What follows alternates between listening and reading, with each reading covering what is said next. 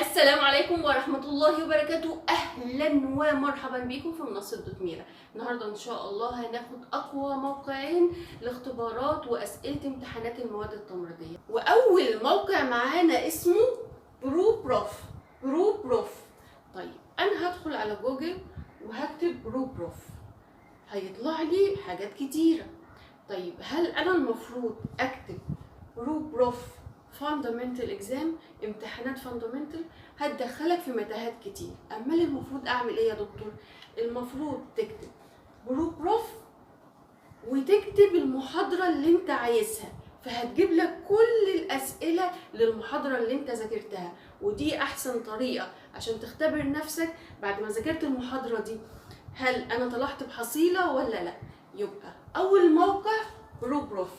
تاني حاجه هعملها هكتب بعديها بالظبط اسم المحاضرة اللي أنا عايزاها. على سبيل المثال فيتال ساينس، العلامات الحيوية. هتجيب لنا كل الأسئلة الخاصة بالفيتال ساينس. تاني موقع معانا نيكليكس. أول حاجة هعملها هدخل على جوجل وبعدين أكتب نيكليكس، ونفس الطريقة هكتب المحاضرة اللي أنا عايزاها، فهتجيب لي كل الأسئلة الخاصة بالمحاضرة دي.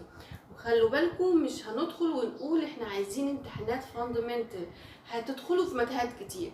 أنا عايزاك تذاكر المحاضرة وتشوف كل الأسئلة الخاصة بالمحاضرة دي. طيب ايه أحسن حاجة في الموقعين دول؟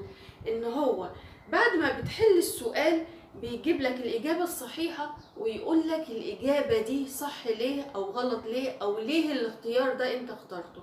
فبيثبت المعلومة بتاعتك وبيفهمك أكتر.